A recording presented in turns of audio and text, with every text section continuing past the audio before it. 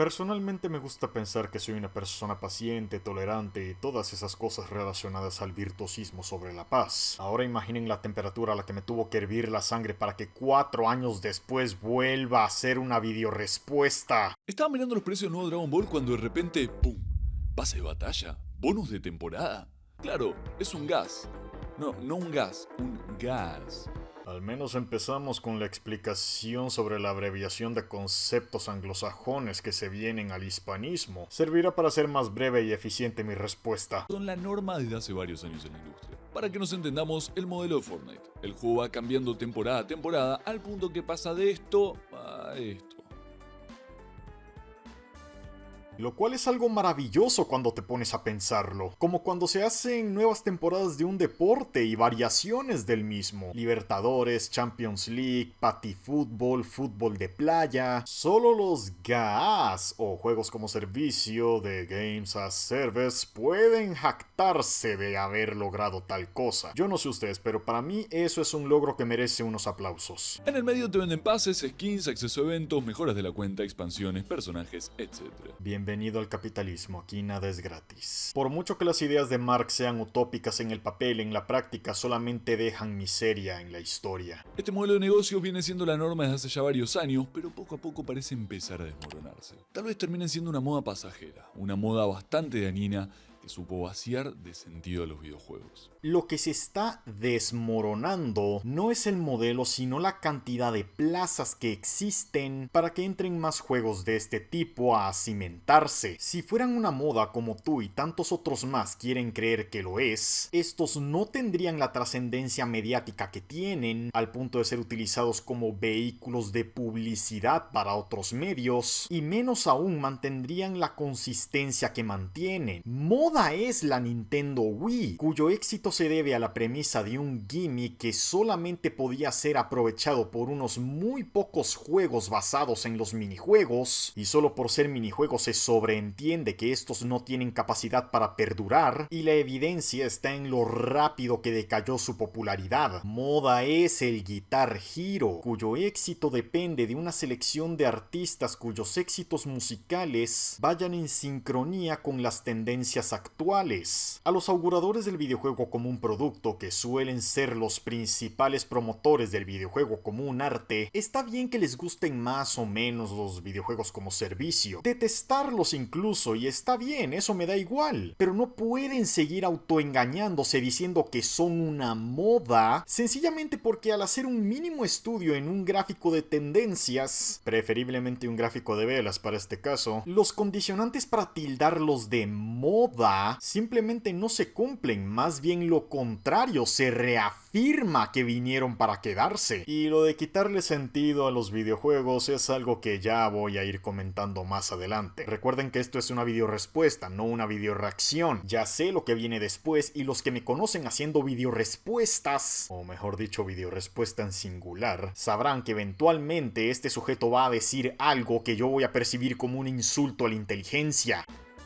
Los juegos como servicio empezaron con los MMOs como World of Warcraft. Voy a saltarme la parte donde explica el contexto del origen de los juegos como servicio, ya que a fin de cuentas es una formalidad que los videoensayistas tienen que hacer, no tanto para validar sus argumentos, sino para dar a entender que entienden del tema del que están hablando, además de poner al día al público desentendido. Pero si tú estás viendo este video, casi que doy por sentado que no eres un desentendido del tema, así que no veo por qué hacerte perder el tiempo. Para eso mejor vete a ver el video de Shuk sin cortes de respuestas. Es más, lo voy a dejar en la descripción para que no tengan que buscarlo. Fortnite, como fenómeno masivo que fue, logró instalar una nueva forma de monetización: los pases de batalla.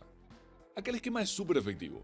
Pagás para tener acceso al pase, pero tenés que jugar para ir desbloqueando sus recompensas. Además, tenés una versión gratuita, con recompensas bastante malas, que siempre te invita a hacer el cambio y recibir las que te corresponderían por el pase pago. Siendo yo alguien con experiencia jugando a juegos como servicio, en mi cuenta de PlayStation Network pueden ver que le he sacado el trofeo de platino a Brawlhalla, Multiversus, Rocket League y recientemente a The First Descendant. Y puedo decir con experiencia que una persona que realmente juega ese juego con mucha intensidad puede sacarle una gran cantidad de partido al pase de batalla. El contenido que estos ofrecen en conjunto está demasiado por encima encima del valor de entrada. No es un producto para los jugadores casuales de susodicho juego. Si solamente vas a echarte unos partidos de Rocket League 2 veces al mes, pues se sobreentiende que este producto no es para ti. El único pase de batalla que yo he comprado en mi vida fue uno de Rocket League, y no fue tanto porque quería meterle más tiempo al juego y sacarle provecho a las recompensas. En realidad lo hice más como un me gustó mucho tu juego, le saqué muchas horas de juego, aquí te doy una propina y muchas gracias, disfrútalo, te lo has ganado. En otra ocasión quería comprar uno de Brawlhalla, pero por desgracia en ese momento no tenía tiempo para jugarlo, así que desistí de comprar ese pase de batalla. La tier gratuita es una estrategia de marketing para colarle el pase de batalla a la gente que no está interesada. Pues bienvenido al capitalismo y todo lo que implica estrategias de marketing y emprendimiento. Estos pases de batalla aparecieron en todos los juegos. Claro, porque dependiendo del tiempo que una persona invierta en un juego X, la dinámica del pase de batalla es ideal para generar ingresos. Pero también es ideal para el usuario porque, como ya dije, la cantidad de contenido que comúnmente contienen los pases de batalla está demasiado por encima de los dividendos comunes de cada artículo si estos se vendiesen por separado. Y no estoy hablando del doble o el triple, estoy hablando del quíntuple o el sextuple de valor. Para una persona a la que le encanta un juego y solo quiere jugar a ese juego, el pase de batalla es como comúnmente dicen una ganga. Pero esto de los juegos como servicio no es algo exclusivo de los títulos online.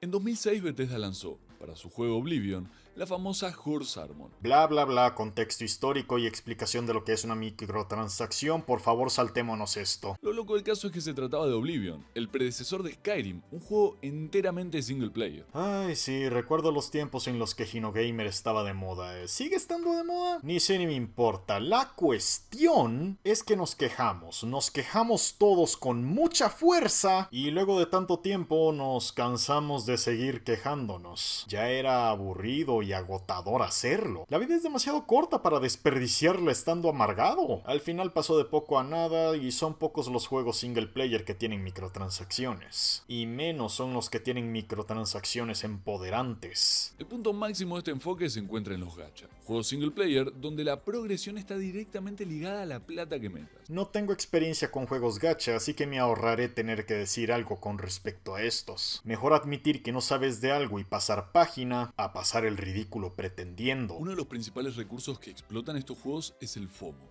el Fear of Missing Out. Es ese vértigo que te da la idea de perderte algo. Estamos en 2024, voy a dar por sentado que todos los presentes aquí saben lo que es el FOMO. Es joda que se use el FOMO como estrategia de negocio. Dependiendo de qué tanto te guste el McRib o la salsa Szechuan, pues a unos afectará más que a otros. De lo que no tengo pruebas, pero tampoco dudas, es que las personas que hablan del FOMO en este tipo de videoensayos o no juegan mucho a videojuegos como servicio, por no decir que desde el vamos ni les interesan, o están más interesados en desprestigiarlos no por los argumentos que se puedan elaborar en contra de estos, sino por el resentimiento que aún tienen por cómo estos acabaron con la hegemonía del videojuego como un producto. Pero ya habrá tiempo para que yo me extienda en ese tema. Déjame explicarte dos razones por las que creo que este modelo de negocio es un desastre. Me pregunto si me va a sorprender con argumentos que nunca había escuchado antes.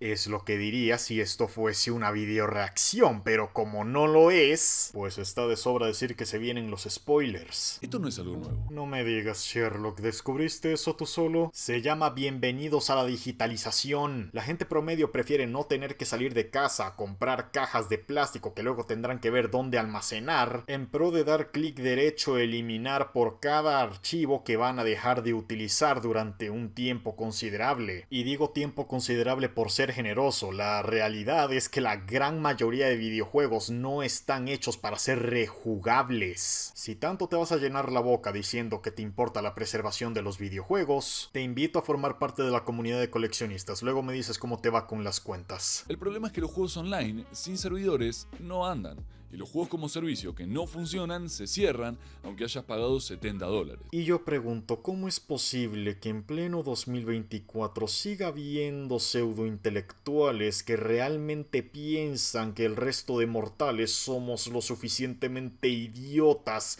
como para no ser autoconscientes de en qué nos estamos gastando el dinero? Desde el día 1 nos hicieron saber a todos que The Crew era un juego totalmente dependiente de los servidores. Ese contrato digital que ponen donde tienes que llenar la caja de ¿estás de acuerdo con los términos? Que todos le damos que sí sin haber leído. No es que no la hayamos leído por ignorantes. Sabemos cuáles son los términos y condiciones y sabemos que estos están sujetos a cambios. Y la idea de que estos cierren no es una posibilidad, sino una eventualidad. Todos sabemos que estas son experiencias que caducan en algún momento. Era obvio desde el día en que Ubisoft anunció The Crew 2 y ahora mismo el The Crew Motorfest. Lo peor de todo es que The Crew inició un revuelo en internet por el cierre de sus servidores que hizo al juego injugable, y yo estaría de acuerdo con alzarme en dicha lucha de no ser por un detalle crucial. Y es que si revisas las estadísticas es fácil darse cuenta de que en el momento en el que salió The Crew 2, a sus jugadores les dejó de importar el primer The Crew, lo cual hace que yo me cuestione de dónde es que salen estas críticas. Aparentemente no de personas que genuinamente quieren seguir jugando al primer The Crew, lo cual hace que las críticas estén basadas en una hipocresía. Es como si una persona que juega a Call of Duty iniciara una revolución porque sustrayeron el modo zombie, pero en ningún momento de sus vidas se molestaron en tan siquiera probar el modo zombie. ¿En serio se van a poner a llorar por algo a lo que ni siquiera les importó denotar su existencia en primer lugar? 3 años después del lanzamiento se dejó de dar contenido a Marvel's Avengers, retirándolo además de las tiendas. Quienes lo tienen todavía lo pueden jugar, pero ¿qué sentido tiene un juego como servicio que no se actualiza ni promete hacerlo nunca más? Este es el problema fundamental acá. La esencia misma de estos juegos es el cambio constante, y como esto está atado a su rentabilidad, uno nunca sabe cuánto va a durar ese juego que compró. Si voy a gastarme $70 en un título, me gustaría que como mínimo, si en 5 años me pinta entrar, pueda seguir disfrutando de la experiencia. Por eso y mucho más es que los únicos juegos como servicio que pueden acimentarse con autoridad son free to play, tanto así que incluso los juegos multijugador que se han vendido con un precio estándar del videojuego como un producto, acaban sucumbiendo o en su defecto transformándose en free to play, tal como pasó con Rocket League, Fall Guys y... ¿cuál era este otro por demás importante? Overwatch. Acá llegamos al kit de la cuestión. Spoilers, no para mí, sino para los que están viendo esta video respuesta. Este kit de la cuestión es lo que me motivó a hacer esta respuesta. Cuando hablo de sentido narrativo no me refiero necesariamente a la historia que cuenta el juego, sino que la experiencia que nos brinda es una narrativa en sí misma. Antes de continuar, quiero lanzarle una pregunta a todas las personas que hayan llegado a esta parte del vídeo. ¿Con cuánta consistencia puedes decir que cada vez que finalizas un videojuego, terminas genuinamente seguro de haber recibido nutrición intelectual? Esta pregunta es importante porque cuando dé mi conclusión final, necesito que entiendan que esa conclusión viene de una persona que tiene a los videojuegos muy en alto en su lista de hobbies, mas sin embargo no le tiembla el pulso al desistir de la idea de que el videojuego necesite ser un arte, especialmente cuando la búsqueda de esa etiqueta es en pro de la resolución del prestigio del videojuego. Cuando entendés a la obra como una narración, todos sus elementos apuntan a enriquecer este relato. ¿Cuál es el relato de Pac-Man? ¿Acabar con los demonios en Doom no es suficiente? ¿Acaso Tetris necesita un relato para ser importante en la historia del videojuego? ¿O esa carencia lo condena a una mención puntual en alguna página del libro? Por más que sea uno de los 3 únicos videojuegos en la historia hasta la fecha que alcanzaron 9 cifras en ventas. Y mejor lo dejo ahí porque si sigo eventualmente tendré que mencionar a Super Mario Bros. Y ahora mismo no me interesa tocar la vaca sagrada del rebaño. En general, todo lo que un juego ofrece está dispuesto según su narrativa. Dicha analogía solamente aplica a selectos tipos de videojuegos. Esto es así porque la narrativa es una posibilidad para el videojuego, mas no lo que hace que el videojuego sea un videojuego. Y es que en serio, tanta gente por ahí diciendo que todo lo que ofrece un videojuego tiene que servir a la narrativa, indirectamente y peor aún sin darse cuenta, lo que está haciendo es dañar la imagen del videojuego frente a ojos ajenos. Porque si lo más importante aquí es la narrativa y no el gameplay, entonces ¿por qué tendríamos que buscar narrativas en el videojuego cuando es claramente evidente que la literatura y el cine son más eficientes para ofrecer narrativa?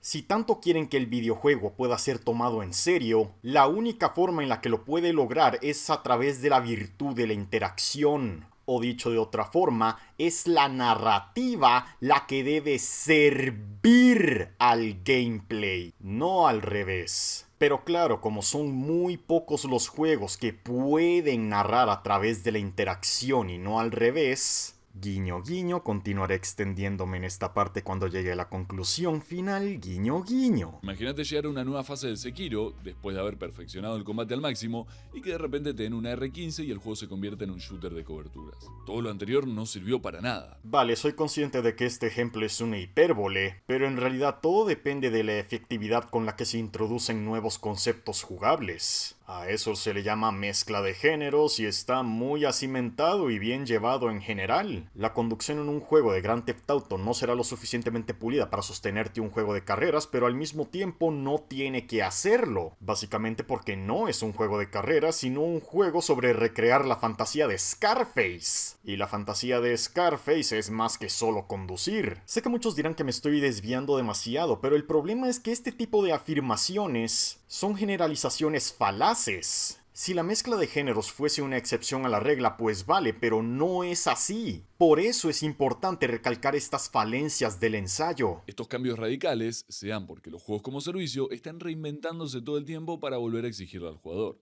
Se añaden mecánicas y se eliminan otras. Voy a aprovechar este momento para explicarles un poco por qué soy más un augurador del videojuego como un deporte, y es que si lo vemos con la analogía de cualquier deporte, antes no existían los sensores de precisión en las canchas de tenis para determinar las jugadas de bola perdida. Antes no se usaba protectores en el fútbol americano, ni siquiera se llamaba fútbol americano. De toda la vida la formación de estos conceptos es un proceso, y todo proceso inevitablemente lleva al cambio. Y eso no es malo, es natural y es bueno. Por poner un ejemplo, hace poco me pasé el remaster de Star Wars Dark Forces, que básicamente es un clon de Doom, y durante mi partida un pensamiento que siempre cruzaba mi cabeza cada vez que me quedaba atorado porque no sabía a dónde ir o qué hacer, abro comillas, normal que los videojuegos de hoy en día tengan compases en la parte superior de la interfaz, cierro comillas. Por tanto, la siguiente falacia a desmentir es que el cambio no es algo exclusivo de los juegos como servicio, también forma parte de los videojuegos como un producto. Y por mucho que yo no sea un promotor de los videojuegos como un arte, creo que los promotores del arte en general estarán de acuerdo en que los cambios han sido parte del arte desde el inicio de todos los tiempos y sin esos cambios el arte se quedaría estancado.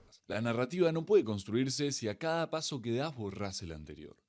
Ahí lo único que estás haciendo es agregar, no profundizar. Muéstrame un solo juego como producto que haga tal cosa. Porque incluso en esas yo no recuerdo ningún videojuego narrativo con cambios de gameplay que perdiera su progresión narrativa solamente por introducir nuevas mecánicas. Incluso en el reino de los juegos como servicio, eso tampoco tiene mucho sentido. Ahora mismo el único ejemplo en el que puedo pensar es el Destiny 2 cuando borró su campaña inicial. Y tal vez alguna de tantas expansiones del World of Warcraft que poco a poco fueron haciendo que los jugadores tradicionales se marcharan del juego. Y ni siquiera fue porque habían eliminado algo en el juego, más bien fue porque los cambios en el sistema del juego se hicieron pues poco satisfactorios para el jugador tradicional en favor de un público más casual. Por cierto, ya que muchos de estos auguradores del videojuego como un arte son tan pesados cuando dicen que hay que defender a toda costa la visión del autor, ¿por qué esa regla nunca aplica a los autores que promueven una visión de cambio?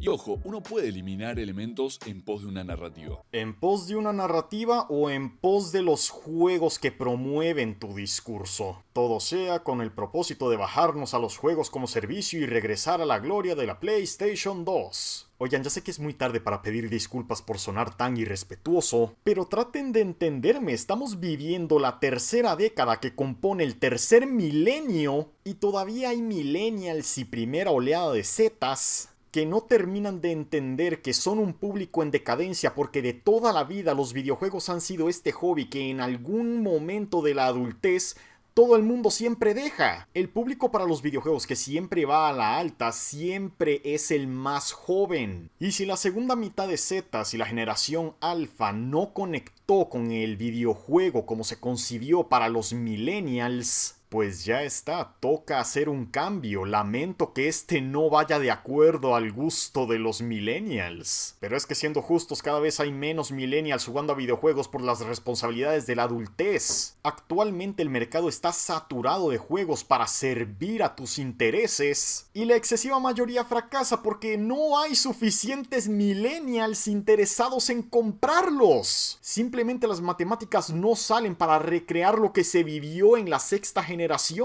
Y el hecho de que este contenido viene de personas que están más cerca de los 30 que de los 20, o sea, lo siento si se oye feo, pero viejo, ya supéralo. La diferencia acá, que es la diferencia fundamental que vacía de sentido a los juegos como servicio, está en dónde se pone el foco. En los juegos como servicio, ni siquiera la historia está a favor de la narrativa. Aquí solo voy a limitarme a poner el meme de Íñigo Montoya. Dices mucho esa palabra y creo que no sabes lo que significa. Son como esas novelas de televisión que tienen 2000 episodios. Voy a saltarme esta analogía porque sinceramente no viene a cuento al tema de los videojuegos como servicio. Al menos no de una forma muy relevante. Por lo general, las novelas plantean un escenario con el que se construyen de forma aditiva. Se dedican simplemente a agregar, no a profundizar. De la misma forma, la historia que cuentan los juegos como servicio apunta exclusivamente a alargarse en el tiempo.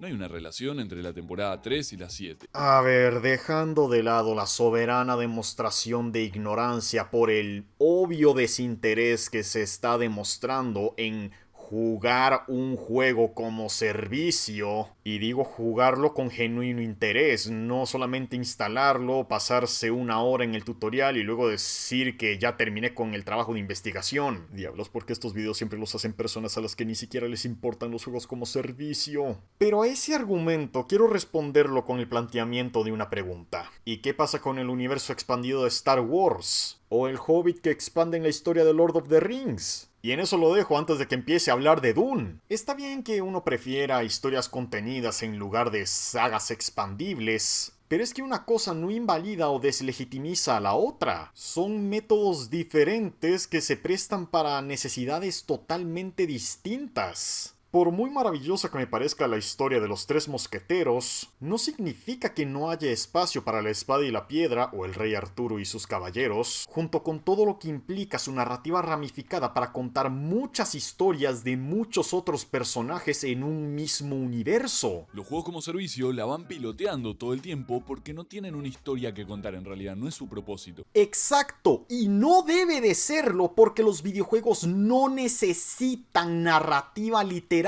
para ser videojuegos. Rescatar a la princesa es solamente una excusa sin más pretensión. El verdadero objetivo es existir en un mundo para superar los desafíos de una pista de obstáculos, o adentrarse en una tierra desconocida para descubrir sus secretos. La única narrativa que realmente importa es la satisfacción de superar el desafío. El placer está en superar las trampas de lava y derrotar a los monstruos, no en rescatar a una princesa. Eso solamente es un sello para dar un finiquito. Y no es su propósito cuando hablamos de la historia en sí, pero tampoco lo es con la dificultad, ni con la jugabilidad, ni con nada. Es un buen momento para poner aquí el meme de Luisito Comunica. Aquí viene lo chido. Su propósito no es construir una narrativa en la experiencia con el jugador. La construcción no va hacia ningún lado, simplemente suma. Se preocupa por agregar y por variar para que el título siga siendo atractivo, pero no por profundizar. Nuevamente, Íñigo Montoya, dices mucho esa palabra,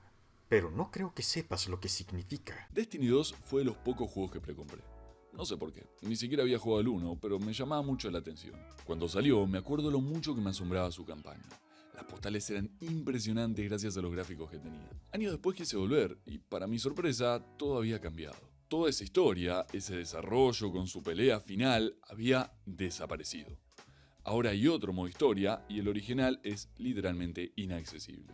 Sí, bueno, normal que eso pase cuando el motor gráfico de Destiny es tan demandante para las memorias de almacenamiento. Pero eso no es un problema de los juegos como servicio, es un problema de Bungie. Es cuando la gente se queja de Bethesda por seguir usando el mismo motor gráfico. Pues aquí es lo mismo, pero en otro sentido. Por mucho que el juego se vea y juegue espectacular, simplemente nada justifica una ocupación tan desmedida de la memoria de almacenamiento. Pero bueno, esperemos que Destiny 2 no sea el único ejemplo que nos van a traer a coladero, porque de ser así solamente reafirmaría lo que ya he dicho antes. Por muy acertada que una crítica pueda parecer en el papel, cuando estas vienen de personas que son indiferentes a los que viven la experiencia, acaba siendo altruista en el sentido hipócrita de la palabra, simplemente porque dicha crítica no es representación de la comunidad de las personas que sí juegan esos juegos. Esto ya se parece al video de Historia para Tontos cuando habla de cómo los alemanes condenan la cacería de los elefantes. ¿Ahora van a decir que mis argumentos son inválidos porque veo Historia para Tontos, por tanto soy tonto? También pasa con la dificultad. En un juego como servicio depende de la monetización, no de la narrativa. Puedes pagar para desbloquear boosts o habilidades que te simplifiquen la vida y así enfrentar a los enemigos más polenta apenas sabiendo jugar. Puedes comprar vidas a lo Candy Crush y así pasarte los niveles que te cuestan. Recuerden que cuando hablamos de narrativa nos referimos a la narrativa que construís como jugador en contacto con el juego. Estas palabras las estoy grabando un 25 de julio, solo un día después de haberme sacado el platino de The First Descendant, el más reciente juego como servicio que está de moda criticar porque monetización y free to play. No voy a profundizar hablando de First Descendant porque entonces jamás voy a terminar, pero sí les voy a contar una anécdota. Para acceder al contenido del endgame tienes que bajarte a un boss que se llama el Ahorcado. Es muy difícil incluso con armas y descendientes Ultimate. Este jefe en específico está diseñado para solamente ser bajado por un equipo coordinado. Cuando me topé con este jefe creí que me iba a quedar estancado, ya que aún con el matchmaking público, la mecánica del generador de energía demanda comunicación entre el equipo para superar al Ahorcado. Así que me metí en el Discord del usuario Erulas. Encontré gente amable que estaba farmeando cosas del endgame, les pregunté si me querían ayudar con el ahorcado y muy amablemente me dijeron que sí. Y el resto no fue un espectáculo de epicidad, fue un momento de epicidad vivido. Todos en sincronía, colaborando, nada más porque yo se los pedí amablemente, porque les nació que no me quedase atorado. Y diablos, cómo me habría gustado darle al botón de share después de haber vivido esa experiencia. Estábamos todos ahí. Me dijeron, Prophet, quédate cerca del generador del ahorcadito. Yo y los demás vamos a balancear al ahorcadito durante un tiempo determinado. Necesito que cuentes 15 segundos y cuando los hayas terminado de contar, remueves el generador y te vas a todos lados impidiendo que te maten las explosiones. Cuenta otros 15 segundos. No, mejor 20 segundos.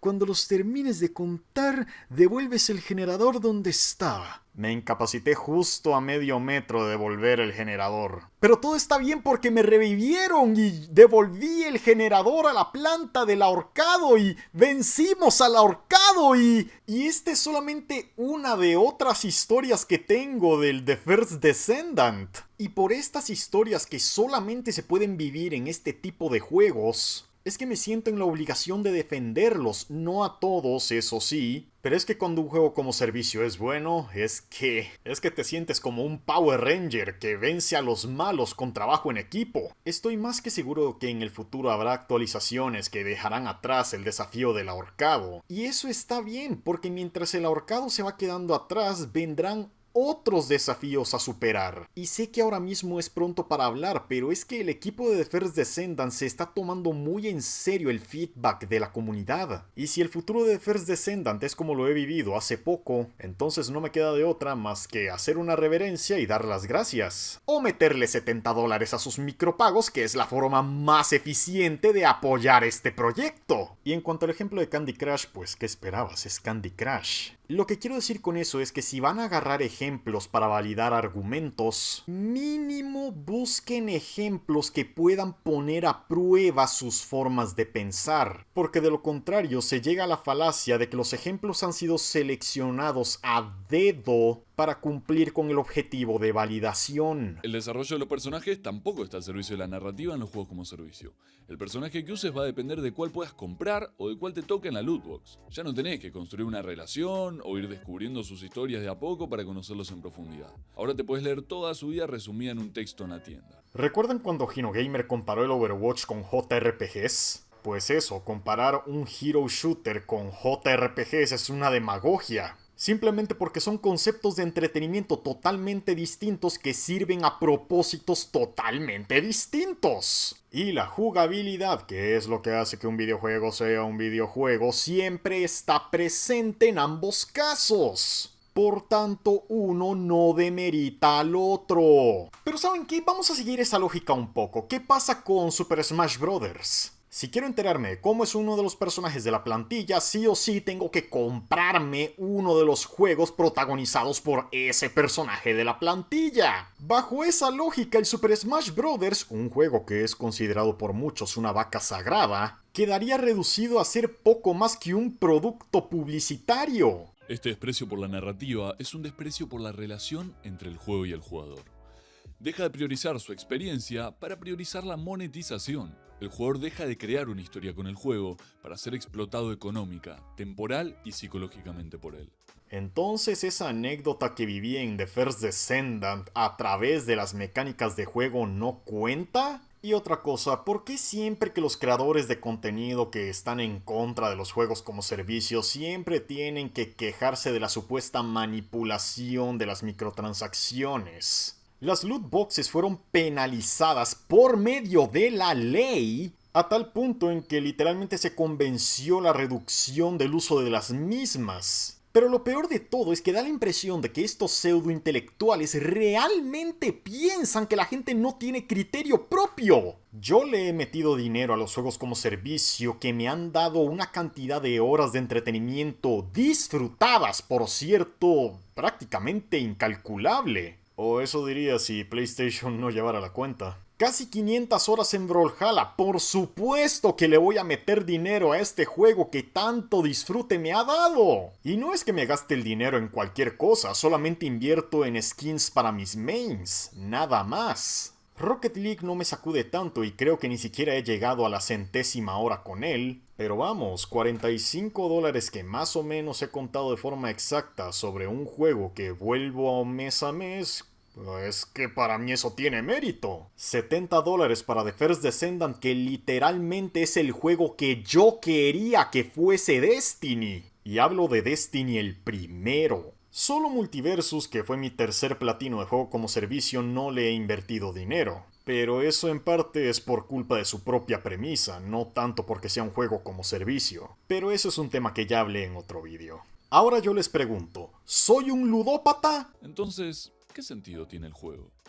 Donde falta la narración, falta el sentido. Gran frase, no solo para menospreciar a los juegos como servicio, sino también a los videojuegos cuyos objetivos van acorde a la dinámica de un gameplay, que además de incluir al Tetris, el género de las carreras que a mí me encanta, también hace alusión a muchos de los juegos que forman parte de la edad dorada de Nintendo, todos a su manera considerados vacas sagradas. Y digo Nintendo por ser el ejemplo más reconocible, en realidad esto también incluye a mucho de la PlayStation 1, la PlayStation 2, la GameCube, la N64 y la primera Xbox. Y si me pones a revisar, eventualmente voy a encontrar joyas perdidas de la PS3 y la Xbox 360 que van a caer en esa categoría. Saben, para ser este usuario un augurador del prestigio del videojuego, se le da muy bien desprestigiar su legado. Bueno, en esta parte que sí vamos a explicar, a partir de la obra de un filósofo surcoreano, por qué los juegos como servicio no tienen sentido. Y ese filósofo se llama... Byung-Chul Han. No sé cómo escribir eso, por tanto no puedo investigar la veracidad de la fuente. Tocará dar el beneficio de la duda y ver qué nos cuenta. Un silogismo es un argumento que tiene premisas y conclusión. Ah, sí, la técnica de razonamiento lógico de Aristóteles, sobre cómo llegar a una conclusión a través de una premisa menor y una premisa mayor. Pero como esto no es una videoreacción, entonces no puedo actuar como si no supiera lo que va a decir después. Tengo agua, tengo una taza y tengo café en polvo. Y a partir de ahí concluyo algo. Una taza de capuchino. Esta taza de capuchino es una narración, un relato. Vale, no es que este ejemplo esté mal, pero sí es demasiado reduccionista para la complejidad del tema que se está abordando, lo cual no le hace ningún favor a la justificación de la conclusión final. Está bien utilizar las analogías para dar a entender las conclusiones. Nada más procuren que la analogía esté a la altura de la conclusión. La conclusión ordena y da sentido a todos los elementos. Elijo poner más o menos azúcar, más o menos café, pensando en qué tan dulce o fuerte quiero el cappuccino. Lo opuesto a la narración es la adición. En la adición yo nunca llego al cappuccino, sino que tengo agua, café en polvo y una taza. Puedo tener también azúcar, esencia de vainilla y chocolate, pero si me limito a dejarlos en la mesa, nunca van a ser un cappuccino. Insisto, complejidad no es igual a calidad de argumento. Pero para los propósitos del tema, esta analogía se queda demasiado corta y deja muchas dudas. Entonces, para retomar, el silogismo se da cuando el comienzo y el fin de un proceso forman un entramado con sentido, una unidad formadora de sentido.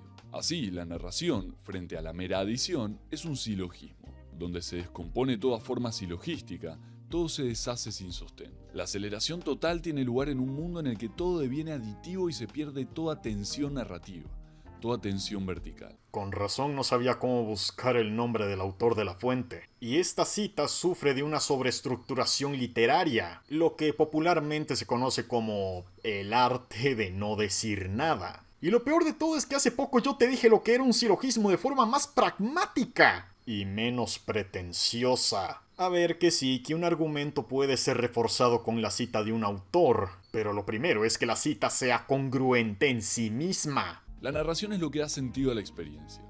Han dice que es el grado cero del espíritu. Como los juegos como servicio no suelen tener narración, se suele decir que no tienen alma. Otra vez despreciando el legado del videojuego cuando supuestamente estás tratando de realzar su prestigio. ¿En serio no se dan cuenta de la cantidad de juegos históricos que se están poniendo a parir con esta idea de que la narración es lo que le da alma al videojuego? Además de que también desprestigia al videojuego por ser un videojuego. Porque si lo más importante es la narración y todo tiene que estar al servicio de la narración, se concluye que la jugabilidad estorba la narración. Por ende, la parte de juego en videojuego es dispensable. Los videojuegos son juegos y no necesitan de la narración para ser juegos. Tanto llenarse la boca de defender el prestigio del videojuego como producto cultural y no se dan cuenta de que lo primero que están haciendo es demeritarlo.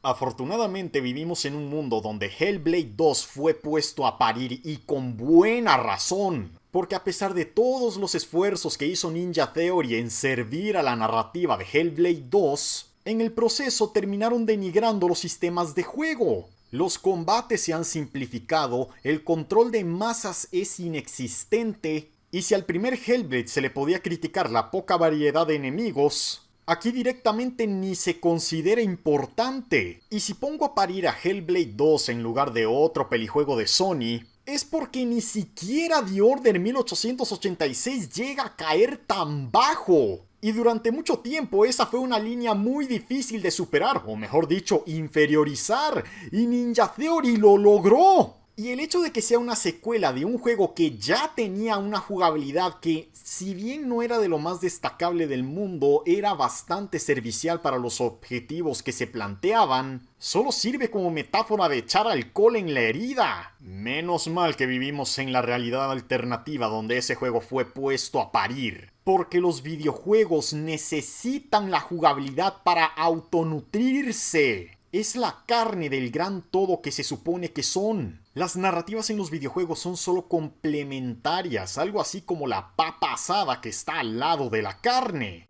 Como su fin no es constituir un relato, sino simplemente retener a los jugadores, se dedican a dilatar el consumo con mecánicas enfocadas a la mera inversión de tiempo. A ver, gente, imaginemos que en este momento estoy haciendo una crítica a un juego de plataformas y mi principal queja es el hecho de que hay plataformeo. Y por supuesto que es una analogía tonta, eso lo tengo muy presente. Pero precisamente eso es lo que pasa cuando la gente critica juegos como Warframe o incluso Diablo. Y la principal crítica es que los juegos tienen grindeo. Pero así como un juego de plataformas tiene de premisa el plataformeo, un juego de grindeo tiene de premisa el grindeo, repetir las mismas acciones una y otra vez. Muy diferente sería criticar la dinámica de los desafíos que se presentan en un juego de plataformas. De la misma forma en la que se puede criticar la dinámica del grindeo. Si son desafíos satisfactorios, balanceados, disfrutables. O si son desafíos mal implementados, incoherentes y desbalanceados.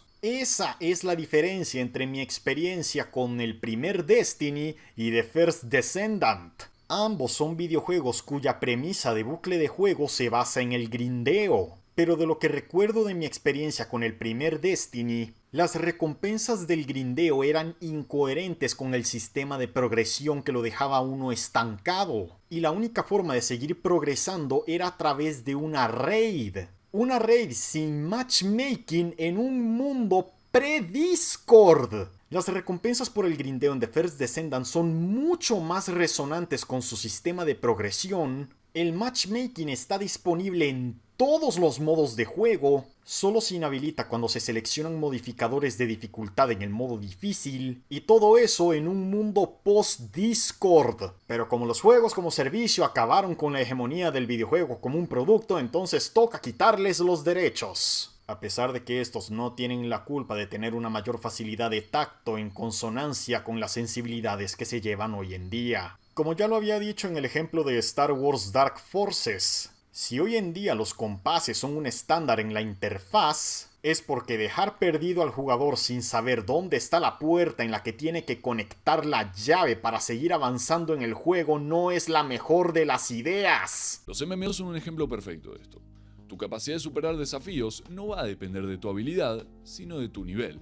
Y el nivel se aumenta grindeando. Y vamos a ignorar que el sistema de progresión de niveles se va ajustando conforme avanza la dificultad. Como en cualquier otro juego de rol. Es tan simple como agarrar un juego de Pokémon, ponerse a grindear, ver cómo tus bichos evolucionan y empiezan a lanzar ataques que pegan más fuerte o a aprender nuevos ataques que pegan más fuerte. Pero al mismo tiempo te vas encontrando con bichos que son más fuertes y pegan más fuerte. No tenés que dominar el combate para matar al boss final, sino haber dedicado una cantidad de horas absurda a matar los mismos 5 bichos de una dungeon. Cosa que también puedes hacer en The Witcher y Dark Souls. Es una opción al fin y al cabo, y de eso van los juegos de rol, de dar opciones. Y overlevear a punta de grindeo siempre ha sido una de esas desde el principio de los tiempos. Pero vamos a hacer como que eso no existe, porque de lo contrario se me cae la tesis. Una tesis que hasta ahora se ha estado basando mayormente en falsas equivalencias y difuminaciones de la verdad.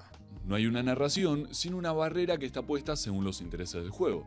Retenerte ahí todo el tiempo posible. Me vuelvo a repetir, lo importante no es que exista el grindeo como mecánica, sino la calidad del grindeo en sí. Cuando compras un juego tradicional, el publisher ya obtuvo todo lo que quería de vos, así que la experiencia va a centrarse en sí misma para hacerla mejor posible y garantizar que compres el próximo. Sí, una pena que en este canal ya he demostrado muchas veces por qué el modelo de los videojuegos como un producto está basado en una falacia de meritocracia. El factor suerte juega un papel fundamental en esta dinámica. Y lo peor de todo es que este sistema también espera algo que francamente es utópico. El jugador promedio o incluso los jugadores hardcore no disponen de suficientes fondos para atribuirle la meritocracia a todos los juegos que se consideren dignos de ser reconocidos. Incluso cuando los mismos tienen campañas publicitarias que los vuelve razonablemente notorios. El primer Alan Wake fue un juego que en su día se estampó en ventas. Con el superpoder de las rebajas, la caída del precio y la segunda mano, además del boca a boca, el juego fue poco a poco ganando un estatus de obra de culto. Luego sale Alan Wake 2 y se estampa en ventas. ¿Y cómo es eso posible si no me habías dicho que tenía un estatus de culto? Pues sí, un estatus de culto que se basa en jugadores que compran los videojuegos años después de su lanzamiento a precio de una taza de café. Y créanme, este solamente es uno de muchos tantos otros ejemplos que puedo darles de cómo el sistema de los videojuegos como un producto está totalmente quebrado. Y con esto no quiero dar a entender que los videojuegos como un producto estén condenados a desaparecer. Más sin embargo, esta y muchas otras razones que ya he comentado en este canal son la demostración mejor ejemplificada de por qué los videojuegos como un producto no pueden seguir manteniendo la hegemonía. Y como no me quiero adelantar explicando por qué los videojuegos como servicio tienen todas las de ganar para mantener la hegemonía, en un juego como servicio, el objetivo siempre va a ser que sigas consumiendo. Cuando el objetivo de un juego no es el juego en sí, sino la maximización de ganancias, el juego pierde sentido. Entonces, ¿esas casi 500 horas de divertimento que me dio el Brawlhalla no tenían sentido? Pasando a ser simplemente una estrategia psicológica para incentivar la inversión de horas y guita. Para este punto ya me dan ganas de iniciar una campaña de por favor dejen de pensar que las personas que juegan a juegos como servicio son todos ludópatas en potencia. Y a ver, un juego como servicio puede darte buenos momentos. Muchos de ellos son deportes electrónicos, conforman escenas competitivas zarpadas, aunque muchos otros ni eso. ¡Ay, por fin! Un momento donde se reconocen los méritos, ¡aleluya! Y por supuesto que muchos otros se estampan contra el piso, pero no me quiero adelantar. No son más que estrategias psicológicas de retención de usuarios. Yo creo que los videojuegos tienen el potencial de ser muchísimo más. Pues claro, porque si no retienes a los usuarios, entonces no te queda de otra más que desenchufar el juego y acabar con él. Y las personas que genuinamente disfrutan de esos juegos ya no los podrán jugar más. Pero como solo es divertimento inferior, entonces es intrascendente. Porque los videojuegos pueden ser y deben ser más, mucho más. Y no me voy a morder la lengua por culpa de Dayo y sus clones como Baiti o Talk Nvidia. Es que tenemos a tantas personas con la mentalidad de que los videojuegos necesitan ser más. Porque el furor y la adrenalina que se puede vivir en los juegos de conducción no es suficiente. El dinero que se mueve en la escena competitiva es intrascendente. Y que un chaval consigue el hito de romper el Tetris en una Super Nintendo al sacar una puntuación que el contador de la máquina ya no podía continuar, se merece que se mofen de él en televisión internacional. Y si fuera por mí lo dejaría hasta aquí, pero como esto es una videorespuesta, eso significa que estoy comprometido a llegar hasta el final. Se lo debo a ustedes, se lo debo al usuario que hizo este video y también me lo debo a mí mismo, para no dejar un trabajo incompleto. Como vimos en videos anteriores, la industria del videojuego está atravesando una profunda crisis. Y yo ya les expliqué por qué la crisis del videojuego como un producto lo condenó a perder su hegemonía. Pero para los propósitos de la narrativa de este tipo de usuarios, esa no es la crisis importante. Es más, si la podemos esconder bajo la alfombra, mejor. Créanme cuando les digo que cada vez estamos más cerca de mi parte favorita. Esta crisis también es creativa. Hay un cansancio generalizado respecto a estos modelos de negocio, que empiezan a marcar una caída. En un artículo de A-Night Games cuentan: Sony confirmó que se pondrían a trabajar en nada menos que 10 juegos como servicio después de adquirir Bungie a principios de 2022. Sin embargo, su director financiero anunció hace unas semanas que solo la mitad de ellos llegarían antes del 31 de marzo de 2026. Un cambio importante, más aún tras el revuelo del anuncio original, que ha condicionado mucho de sus estudios y que se une a la hecatombe dentro de ese modelo de negocio. Es decir, sí, pero mayormente no. Como ya dije, lo que está en crisis, con demasiadas comillas, no son los videojuegos como servicio en sí, en un vacío, sino los límites de plazas para que estos puedan tener un lugar en el mercado. La razón por la cual esto no representa una crisis para el videojuego como servicio, y esto que estoy a punto de decir es un gran contraste en comparación a los videojuegos como un producto, es porque los videojuegos como servicio que ya están instaurados en el mercado no dependen de una relación simbiótica con otros juegos del mismo tipo. Porque cuando juegos como Avengers, Babylon's Fall, Sushi Squad, Redfall y más recientemente Concord se sentencian al fracaso antes de que tan siquiera se pongan a la venta, es un evento intrascendente e indiferente no solo para los juegos como servicio que ya existen y están instaurados,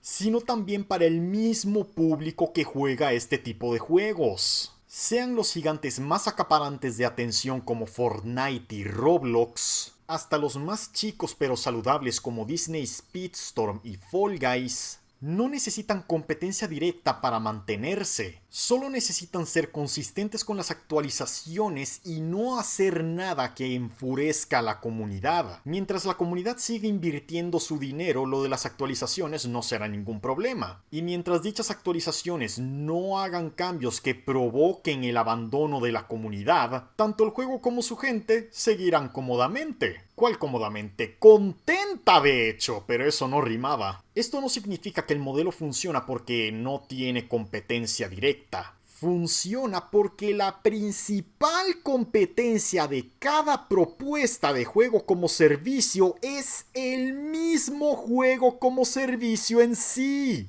Por eso es que este sistema tiene un funcionamiento perpetuo sin precedentes. Mientras que en el mundo de los videojuegos como un producto, cuando la competencia es floja, el principal favorito para ganar la competencia también se afloja. Los videojuegos como servicio que en este momento tienen una plaza asegurada necesitan ser constantemente competitivos con ellos mismos y superarse cada vez más y más y más. Porque de no hacerlo se arriesgan a perder la plaza que tanto les costó conseguir en primer lugar. No hay mejor rival a vencer que uno mismo. ¿Por qué creen que en los gimnasios dicen que la única persona a la que te tiene que importar superar es esa que tienes enfrente del espejo? Ojalá estemos a las puertas de un cambio de era. Los servicios de streaming como Netflix y Disney Plus están lejos de una crisis, pero la música, el esquema de singles, se está empezando a dejar de lado por una vuelta al disco tradicional.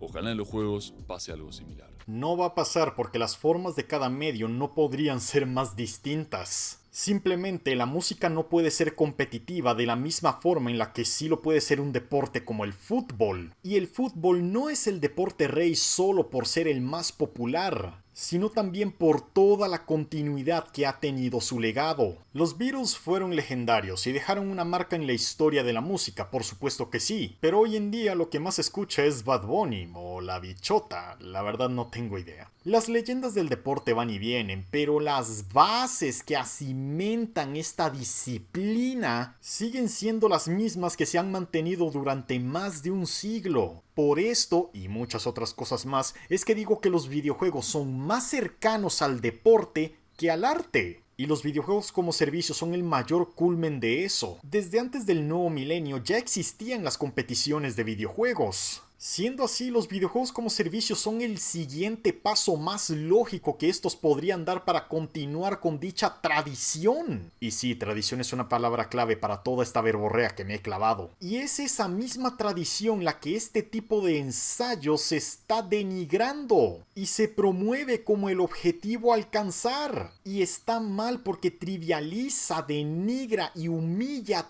todo lo que es y representa el videojuego desde la base. ¿Pero qué podemos hacer nosotros como jugadores? Bueno, yo creo que la responsabilidad individual es más bien poca.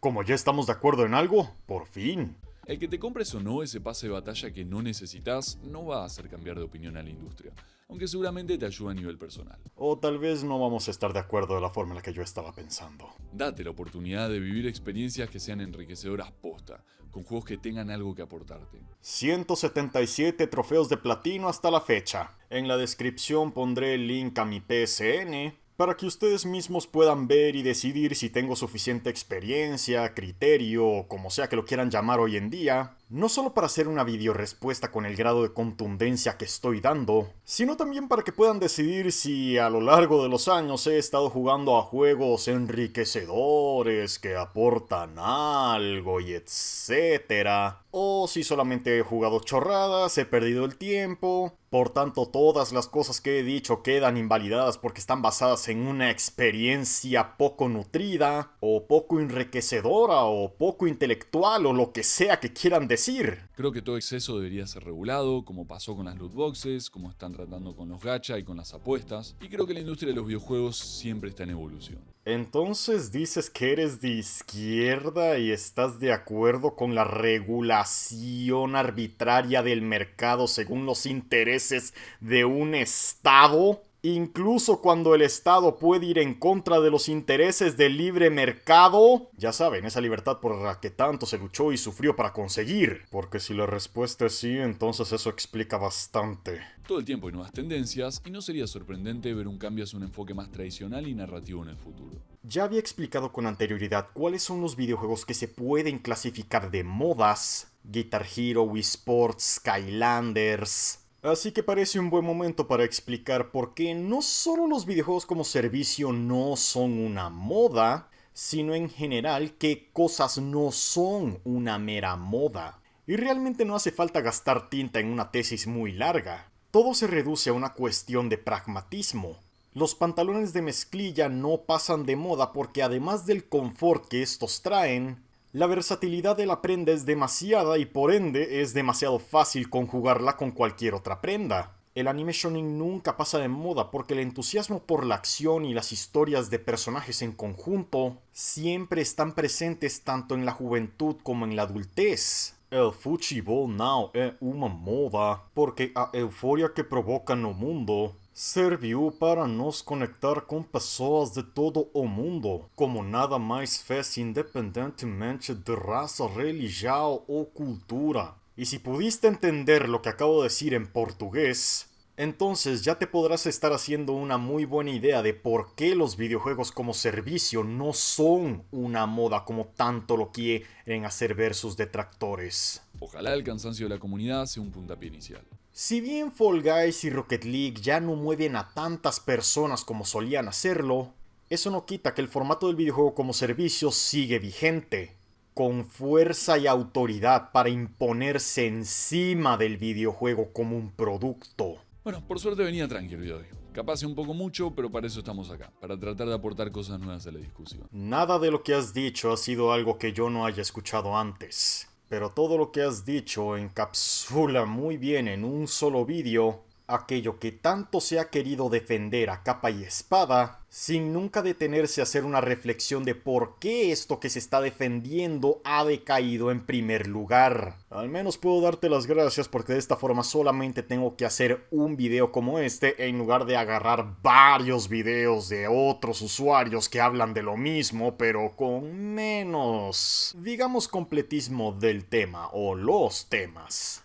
¿Ustedes qué opinan de los juegos como servicio? ¿Juegan alguno? ¿Tienen experiencias para contar? Juegos como los que ya he mencionado en este vídeo y que también pueden ver que tengo el trofeo de platino en mi PSN. Y definitivamente tengo más experiencias que tú para contar. No tengo pruebas, pero tampoco dudas. ¿Creen que es necesario entender a los juegos como una narrativa? Lo que es necesario es entender que los videojuegos no son cine, no son teatro, no son literatura, no son cómics, no son poesía, no son nada de eso. Los videojuegos son videojuegos y hay que entenderlos como videojuegos. Y lo que hace que los videojuegos sean videojuegos es la parte del juego. Puede haber narrativa en un videojuego, pero eso no es lo que hace especial al videojuego. Lo que los hace especiales es el hecho de que puedes interactuar con un avatar digital e interactuar con un mundo digital con posibilidades indescriptibles. Se trata de experiencias y vivencias, no de narrativa. Para la narrativa ya existen otras cosas. Pero ¿en qué otro medio puedo montar un coche, manejar a una rampa a velocidad imposible y aterrizar de forma espectacular e indolora? Sobre todo indolora. O convertirme en una especie de Medabot que salva al mundo dando golpes de karate y corriendo a la velocidad de Sonic. O simplemente apilar grupos de bloques y decir que eso es algo genuinamente disfrutable. O jugar al Fuchibol con un coche volador y decir que eso es una experiencia más cercana al deporte rey que FIFA o Pro Evolution Soccer. Y ese último ejemplo lo consigue en gran parte por ser un videojuego como servicio, por cierto. Los leemos en los comentarios. En tu defensa voy a decir que no responder a mi comentario no es una prueba de que no lo hayas leído. Si te interesa este tipo de trabajo, Video respuesta, no video reacción, así que me voy a saltar la publicidad. muchísimas gracias por haber leído hasta el final. Yo soy Fran de Jux y nos vemos en la próxima. Al menos me dio las gracias por tragarme todo esto. Y con suerte no habrá una próxima, al menos no una como esta. Pero bueno, ya terminó el vídeo, así que toca sacar conclusiones. Primero que nada, esto no ha sido personal. En realidad tenía varias opciones para hacer una videorespuesta de este estilo y casualmente ustedes hicieron el video más completo sobre el tema. Y ya lo dije antes y lo vuelvo a recalcar, gracias por haber hecho el video más extenso de este tema, así no tengo que hacer más videos como este. A los que han visto esta videorespuesta, por favor no hagan acoso en internet. Para empezar, porque eso es ilegal. Pero más importante aún, porque esta respuesta no la he hecho con la intención de llamar la atención de estas personas de Shooks. Yo ni siquiera busqué este video de forma activa, YouTube solamente lo recomendó. Y parece que el objetivo del algoritmo de YouTube en este momento es presionarme para que suba contenido. Pues aquí hay contenido, supongo. Pero ahora sí, retomando el tema que nos concierne, entiendo a las personas que hicieron este video y también entiendo a las personas que promueven este tipo de contenido. Y eso es porque yo también fui así. Cuando DayoScript trajo a la hispanoesfera la conversación de los videojuegos como un arte, yo fui uno de tantos a los que su mensaje le caló e inspiró. Sin embargo, con el pasar del tiempo me fui haciendo de más perspectiva y poco a poco fui bajando a Dayo de ese pedestal en que yo y tantos otros más lo habíamos puesto. Empecé a cuestionar algunas de sus ideas porque me fui dando cuenta de que varias de esas ideas son conceptos que denigran al videojuego por ser un videojuego. Y con mucha razón, porque si lo único que hacemos es hablar de narrativa esto, narrativa lo otro, dejando de lado por completo lo que hace que un videojuego sea un videojuego, es decir, la jugabilidad, entonces ¿realmente se puede decir que estamos enalteciendo la forma del videojuego? Porque como yo lo veo, lo que me están dando a entender es que la parte del videojuego es un estorbo para la narrativa, y todos los videojuegos que no tengan narrativa son intrascendentes, a pesar de que la narrativa no es algo que el videojuego necesite para ser un videojuego. Esa es una. La otra conclusión que quiero dar es esta eterna discusión, o mejor dicho, resentimiento con respecto a los videojuegos como servicio. Y en efecto, estoy diciendo resentimiento porque ninguno de los videos de este tipo que he visto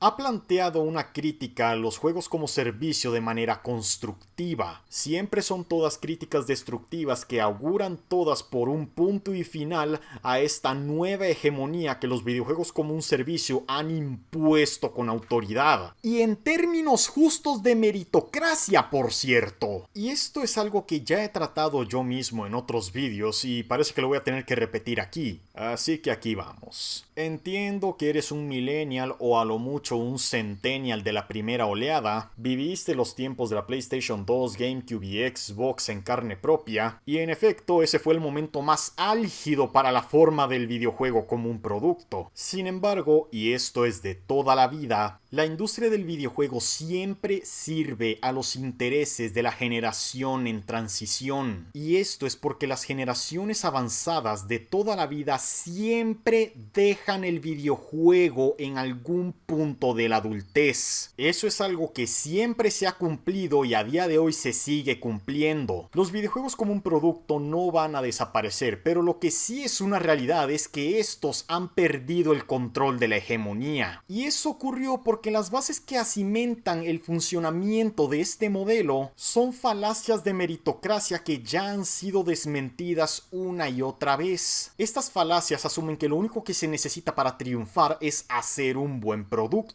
Pero como la descripción de buen producto es subjetiva, se sobreentiende que no existe una fórmula ganadora. A eso hay que sumarle que actualmente las arcas del mercado son demasiado limitadas para la cantidad de ofertas que se manejan hoy en día. Y el mercado ni siquiera es consistente a la hora de elegir qué videojuego comprar o cómo comprarlo. Vuelvo al ejemplo de Alan Wake 2 y como Alan Wake 2 hay muchos otros más. El primer Alan Wake se estampó en ventas, pero el estatus de culto que ganó post lanzamiento generó confianza en el equipo de Remedy para hacer una secuela. Pero cuando llega la hora de la verdad, la secuela se estampa igual, porque las personas que le dieron al primer Alan Wake el estatus de juego de culto no están acostumbradas a comprar videojuegos a precio de lanzamiento. Aquí es donde se cae uno de tantos pilares que supuestamente sostiene al videojuego como un producto. Si la meritocracia funcionara como nos dicen que funciona, a Alan Wake 2 ya habría recuperado su inversión y generado ganancias desde el año pasado, más o menos en los primeros meses de su lanzamiento. Otro ejemplo es el éxito arrollador de juegos inacabados como en su momento lo fue PlayerUnknown Battlegrounds y actualmente el Palworld. Incluso el Cyberpunk 2077 puede caer en esta categoría por su estado de lanzamiento. Aquí el problema es que el éxito de este tipo de juegos es disruptivo para el sistema. El sistema se pone en un jaque absoluto porque resulta que productos que no están en condiciones de ser puestos a la venta pasa por encima de todos los que han seguido las reglas que impone la meritocracia y los hace ver a todos como unos babosos que solo han perdido el tiempo. Gran videojuego el Immortals Phoenix Rising, una pena que haya tenido que ser arrollado por el desastre bugueado que es Cyberpunk 2077. Gran videojuego que es el Prince of Persia The Lost Crown, una pena que nadie supiese que existe ese juego porque Palworld pasó por encima de todo y todo lo demás. Pero por desgracia la cosa no termina ahí, porque el principal fundamento de la meritocracia establece que el éxito depende de uno mismo, y cuando el videojuego de Mad Max, que es recordado con cariño, o Titanfall 2 se estrellan en ventas porque comparten ventana de lanzamiento con juegos grandes como Metal Gear Solid, Call of Duty y Battlefield, pasa lo que tiene que pasar y esos juegos ya no dependen de sí mismos para ser exitosos. Ahora imaginen cómo son las cosas ahora que se producen videojuegos a mansalva. Los juegos de hace solo un año constantemente están siendo puestos en rebajas y siendo tan pocas las personas que pueden permitirse el lujo de comprar todos los juegos que quieren comprar de salida en el momento en el que lo hacen, ese momento que es el más determinante para el futuro de tal o cual casa de desarrollo, y sin haber mencionado la inflación, simplemente no hay por dónde coger esto. Los videojuegos como un producto pueden existir,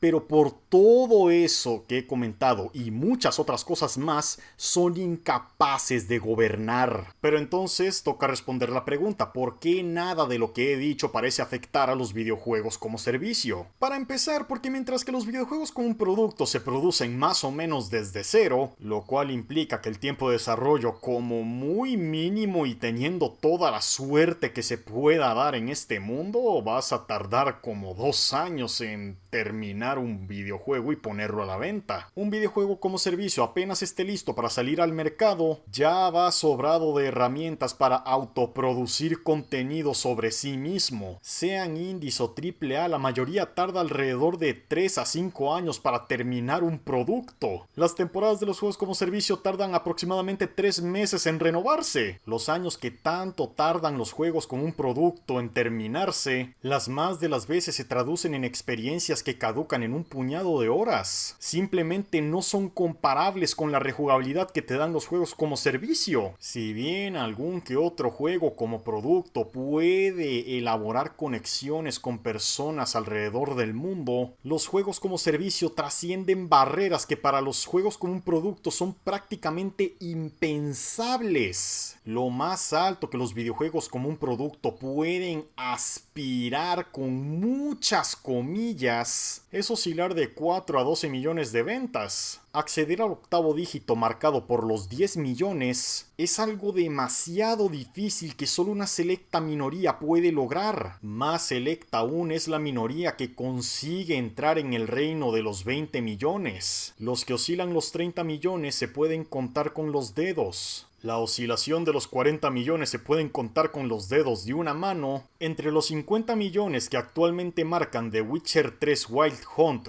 Human Fall Flat y Overwatch, y los 100 millones que dan inicio al conteo con el noveno dígito marcado por el Tetris, solo hay 6 plazas y solo 3 juegos pueden jactarse de haber alcanzado el noveno dígito. Solo la proeza de calzar entre los 20 millones y los 50 millones se considera lo más grande a lo que un videojuego como producto puede concebir aspirar. Y esa proeza es algo prácticamente imposible para la excesiva mayoría de los casos. Es más, son muchos los videojuegos que ni siquiera pueden aspirar a vender 1 millón de copias, que eso es lo que marca el séptimo dígito. Mientras tanto, en el mundo de los videojuegos como un servicio, el séptimo dígito es como el estándar de lo que se necesita para que te consideren un juego chico. El octavo dígito lo alcanzan como si se estuviesen pasando una liga de granjeros. Y el noveno dígito, que hasta la fecha solo 3 juegos con demasiada historia han logrado conseguir. En el mundo de los videojuegos como un servicio, hasta Brawlhalla tiene 100 millones de descargas. Super Smash Bros. Ultimate, con casi 30 años de historia en crossovers, ni siquiera llega a la mitad del camino del noveno dígito. Y ya sé lo que van a decir, nada de esto tiene mérito porque son todos juegos free to play, todo el mundo puede descargarlos y luego desinstalarlos y bla, bla, bla. Pero precisamente ese es el punto. Lo poco que tiene que hacer un videojuego como servicio para alcanzar estas cifras pone en evidencia la decadencia de los videojuegos como un producto. Para un videojuego como servicio, sobre todo free to play, sobra decir que son estos los dominantes, da igual que una persona no disponga de 20,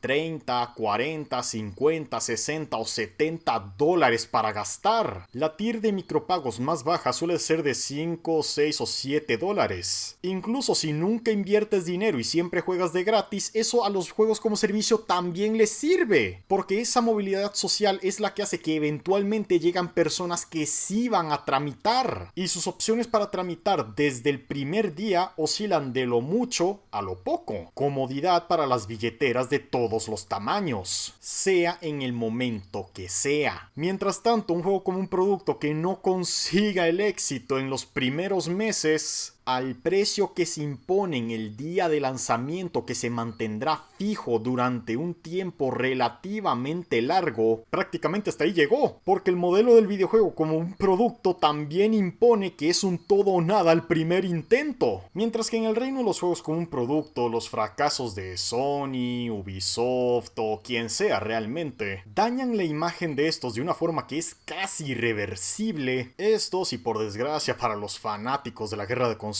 que por alguna razón todavía existen, se nota principalmente en el proyecto de Phil Spencer con Game Pass. Porque la visión utópica de tener la selección de una biblioteca al alcance de un clic falló en alcanzar el público que necesitaba alcanzar para que el modelo de un Netflix de videojuegos funcionase de forma idealista y no tengan que estar haciendo subidas de precio cada 2x3 o haciendo cambios en la estructura de los pases para que aquellos que estaban cómodos en la tier plateada ahora tengan que pasarse a la tier dorada únicamente para disfrutar de uno de los beneficios que ya tenían antes en la tier plateada. La cosa salió tan mal que literalmente tienen que probar suerte en las pantallas inteligentes. Es decir, el porvenir del Game Pass se lo han apostado a una audiencia que supuestamente tiene un mando para jugar a videojuegos, pero no tienen un hardware para jugar a videojuegos como una consola o un ordenador. ¿Realmente hace falta ser profeta para ver que esto es Google Stadia otra vez? El top de videojuegos más vendidos de la historia no es importante por las razones que se suelen pensar. Es importante porque representa la única métrica que tiene el videojuego como un producto para determinar cuántas personas siquiera existen y pueden estar interesadas en jugar a videojuegos de esta forma. Mientras tanto, los juegos como servicio se pasan esa métrica donde la piel no recibe luz. Ya se habló de que Redfall era un muerto de salida, ya se habló de que Sushi Squad era muerto de salida, ahora estamos hablando de que Concord será un muerto de salida, pero ¿no se les hace extraño que los únicos que hablan de eso y le dan importancia al tema sean todos auguradores del videojuego como un producto? Mientras tanto, a los jugadores de juegos como servicio, todos esos muertos de salida les da igual. Que si Back 4 Blood, Anthem o Evolve fueron un fiasco. ¿Y qué es un Back 4 Blood?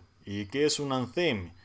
¿Debería de saber lo que es un Evolve? No realmente, lo único que importa es que puedo seguir haciendo contenido en Roblox. Puedo seguir rankeando en el Brawlhalla. Puedo seguir echándome carcajadas en el Fall Guys. Y así puedo seguir mencionando ejemplos, pero creo que ya me entendieron. Ahora, para que esto no termine en una nota tan oscura y negativa, sobre todo para los que se han tragado mi verborrea por más de una hora, quiero proponerles un desafío. Tranquilos, es uno fácil. ¿Se acuerdan del Inspector Geek y su top 100 de juegos favoritos? Ya sea en una hoja o en un video si les gusta esto de crear contenido para YouTube, quiero que hagan el suyo propio, un top 100 de sus juegos favoritos. Y cuando lo hayan terminado de armar, quiero que se planteen la siguiente pregunta. 2 puntos. ¿Qué siento yo que me hace falta jugar para sentirme completo con este hobby?